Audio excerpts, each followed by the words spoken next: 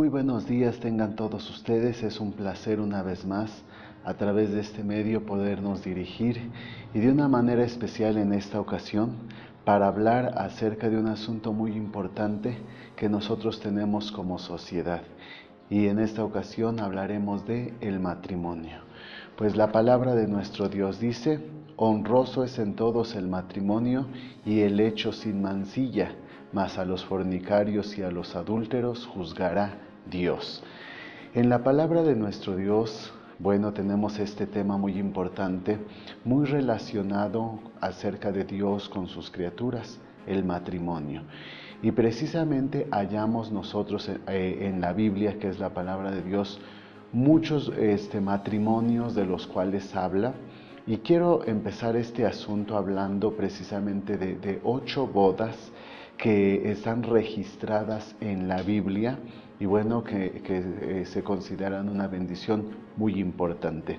La primera la hallamos en Génesis capítulo 2, versículos 22 al 24. Precisamente ahí vemos donde Dios entregó a la primera novia. La segunda la tenemos en Génesis 29, del 22 al 25. Y ahí presenta a Labán, que hizo fiesta antes de entregar a su hija Lea a Jacob en matrimonio. La tercera la hallamos en Jueces 14, del 10 al 20, donde Sansón hizo una fiesta de 7 días por su casamiento. La cuarta está en Esther, capítulo 2, versículos 17 y 18, donde Asuero festeja al casarse con Esther. La quinta la hallamos en San Mateo, capítulo 22, de los versículos 1 al 14. Ahí está una parábola en que un rey le hace fiesta a su hijo por sus bodas. La número 6 está en San Mateo 25, del 1 al 13, donde se nos habla de otra parábola en que 10 vírgenes acompañan a los novios. La número 7 está en San Juan 2, del 1 al 11, y precisamente el Señor Jesús es invitado a unas bodas en Caná de Galilea. Y la última la tenemos en Apocalipsis 19, de los versículos 7 al 9, donde San Juan describe la futura unión en matrimonio de Cristo con su iglesia. Bien, como vemos precisamente tenemos registro de 8 bodas que están registradas en este libro tan sagrado que es la palabra de Dios. Ahora bien, el matrimonio es cuando 2 personas se unen, un hombre con una mujer, porque la Biblia dice: honroso es en todos el matrimonio. Es una dicha, es una bendición unirse legalmente en matrimonio. Por eso aquí no habla de unión libre, aquí no habla del tema, sino de honroso es en todos el matrimonio. Bien, y tenemos precisamente aquí algunos consejos prácticos para que su matrimonio, mi matrimonio, nuestro matrimonio siga siendo de bendición. Y tenemos estos consejos. Primeramente, para que ese matrimonio siga siendo lo que dice la Biblia, honroso, tenemos como número 1 pedir a Dios su bendición. Si están próximos a contraer matrimonio, ya están en matrimonio, están por celebrar sus bodas de plata, sus bodas de oro, etc. Bueno es pedir a Dios su bendición. Que Dios bendiga ese hogar, bendiga esa familia, porque si la bendición de Dios se manifiesta, la Biblia dice que la bendición de Jehová es la que enriquece y no añade tristeza con ella. Entonces, todos los matrimonios necesitamos que Dios nos bendiga, esté con nosotros en toda circunstancia. Número 2, acudir a la casa de Dios regularmente. Porque ahí Dios, dice la Biblia, que es ahí donde Dios envía bendición y vida eterna.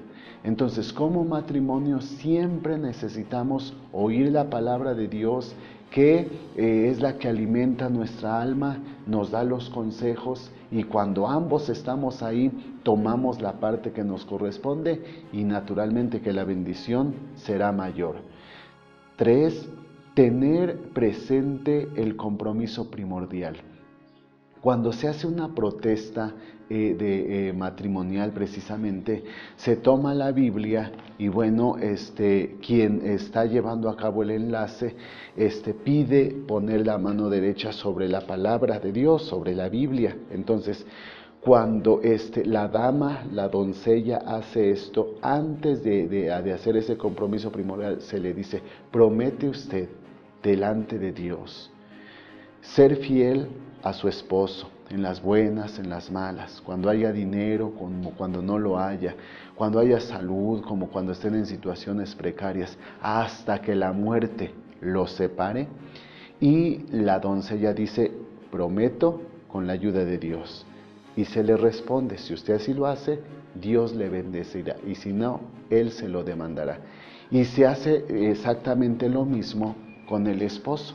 A eso llamamos compromiso primordial, porque pues muchos que ya tenemos algún tiempo de casados, sabemos que la vida también tiene complicaciones, vienen situaciones difíciles, adversas, pero en ese compromiso primordial prometimos delante de Dios cuidarnos, atendernos en las buenas, en las malas, en la pobreza, en la riqueza, en la enfermedad, en la salud, bueno, en toda circunstancia. Entonces, ese compromiso lo debemos de tener presente siempre, no nada más cuando está viento en popa ese matrimonio, sino como cuando pasa malas rachas, ahí Dios se ha de glorificar.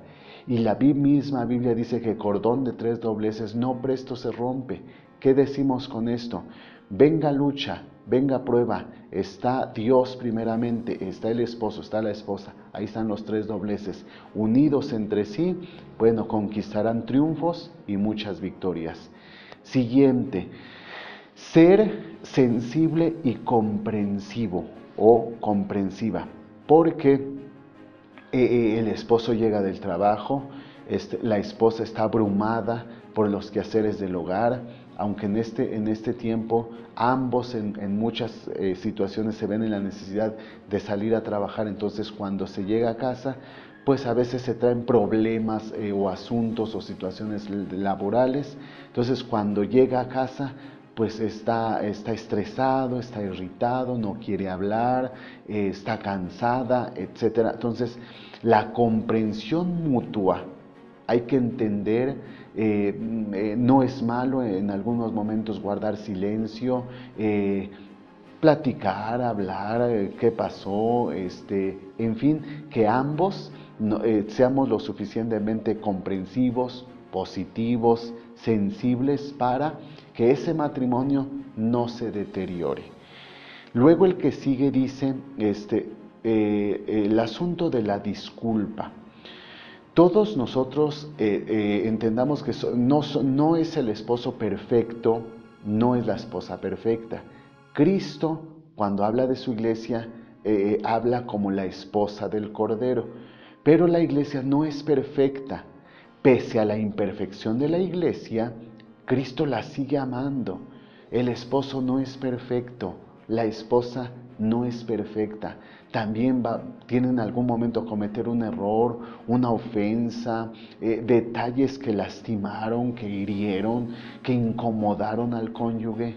Entonces, saber pedir perdón en el momento oportuno y algo que, bueno, muchos expertos recomiendan, no tener esos detalles rezagados, que cuando se dé un detalle de fricción, pues se tenga que estar ahí tratando de remediar, pero le está reclamando algo de hace un año, de hace medio año, de hace 5 años, porque no lo ha superado. Entonces, en su momento, pedí perdón, discúlpame, te ofendí, te lastimé, te herí, y saber pedir perdón y dar y recibirlo.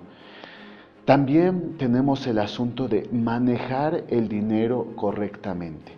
Como matrimonios se tienen gastos, hay ingresos, gracias a Dios, el trabajo de él, el oficio, el trabajo de ella, las aportaciones. Entonces, ese dinero que Dios nos lo da como bendición, hay que saber tener la sabiduría, aprender a administrar correctamente, porque si él es derrochador, ella es derrochadora, y por un ejemplo, se ganaron en este día 100 pesos y se quieren gastar 110 pesos, ahí va a haber problemas. Tarde o temprano la situación va a traer muchas complicaciones y bueno, lamentablemente hemos visto que en la sociedad el problema del dinero, el factor dinero, pues ha traído mucho problema. Qué bueno es que a Dios se le pida esta sabiduría para administrar correctamente y no hacer gastos innecesarios, no estar compitiendo con los vecinos porque ya tienen este mueble, ya tienen este aparato, ya tienen esto, sino que ajustarnos y en el momento que se requiera, pues se platica y ambos administramos correctamente, siempre tendremos la bendición de Dios y si surgiera una necesidad, por ahí hay algún dinero reservado para imprevistos y eso como matrimonios consolida a nuestra vida. También dejar las heridas del pasado. Las heridas son también conocidas psicológicamente como memorias dolorosas. Por ejemplo, hay damas que en sus alumbramientos fueron tan complicados que tuvieron que hacerles una cesárea, posterior a ello no tuvo los cuidados necesarios y resulta precisamente que eso físicamente le afecta, también en dado momento va a afectar al cónyuge, ella sufre, él sufre, hay intolerancia uno hacia el otro y he ahí cuando uno tiene que aprender a perdonar. Sería una infidelidad, sería un malentendido y se queda en el corazón.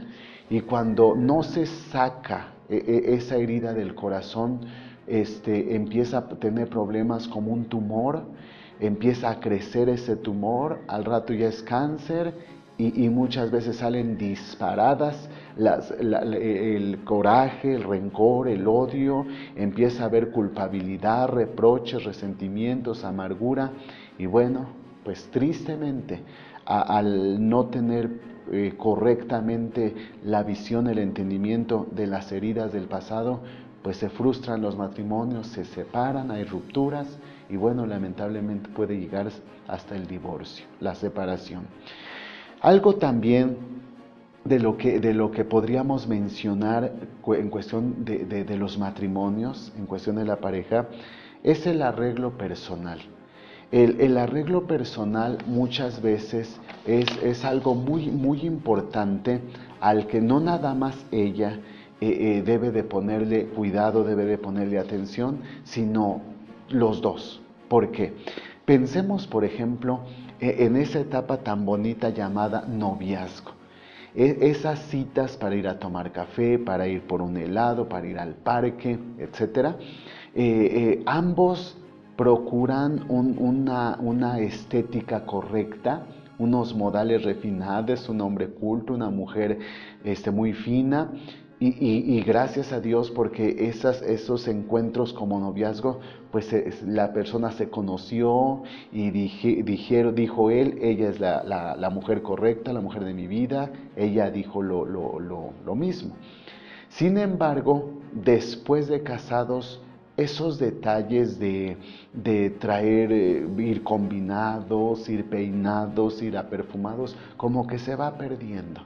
Y entonces las personas están desalineadas, él, ella, entonces, por ejemplo, él está trabajando allá en su oficina, donde él se desarrolla laboralmente, convive pues con muchas mujeres muy bien arregladas, muy correctas, y ella precisamente él llega a casa y anda muy desalineada. Entonces hay que tener el cuidado necesario para que el arreglo personal sea pues de lo mejor y eso pues al recibir al esposo, al llegar con la esposa, pues es una bendición muy recomendable.